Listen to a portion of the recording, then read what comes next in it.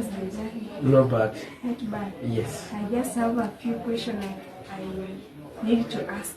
And if I may begin, you are still young, and in my group, in Parliament, we have some MPs who have advanced in age. So how do you cope up with them? First of all, it's a very good question because it's just like the same way when I was looking to be the Member of Parliament of Mumias East constituency. It was a seat that it was seen like it's only for specific designed people or age or wealth-wise and whatever. But because of the determination, availability, focus, I was able to compete with them and defeat them and be elected to become the Member of Parliament. And that is how it works. So even as the Parliament also, as the time goes, you get to know that these people, we are all equal, and there's no that this is an MP of whatever. We are all equal, assigned with the same roles, though in different committees, but we are all aligned. So you mean these young men and young ladies, what can you tell them about these seats, MPs?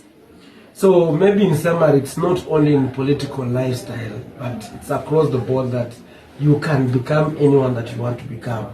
As long as you get to focus on whatever area, maybe it could be the career-wise, could be entrepreneurial kind of life, could be any kind of aspect that you want to base in, that this is your area of interest, then you're gonna get it right. So Honorable, if I may ask, you have been issuing bursaries to all students who apply, and if I may ask, what are some of challenges you may face in capital?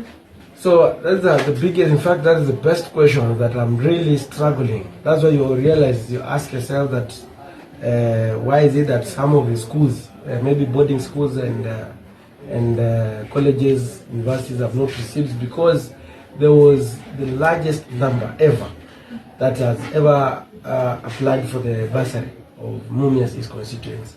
So you find like it is becoming a challenge because you are unable, your hands get tied off, and you are unable to give everybody.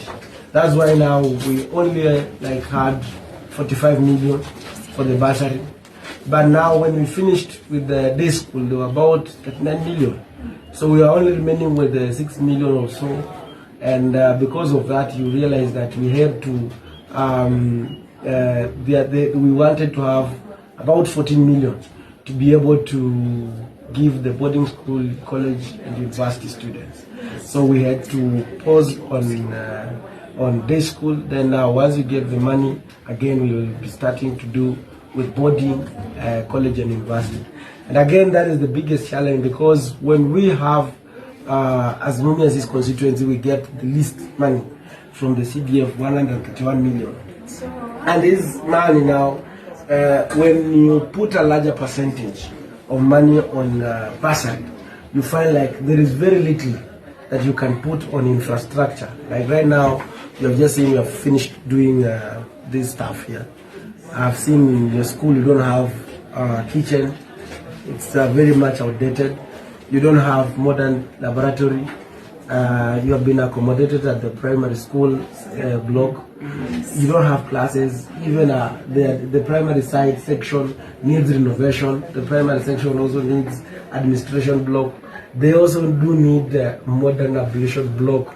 So you realize that there is a lot, and that's why I'm trying to talk to the parents that also to try and save for their children, so that the larger money can go into development, because that is what we really need. Look, even at your office, needs to have tiles. You don't need to do better partitioning, but now see how it's looking like.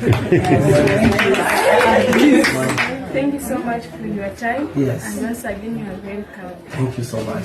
Asante. So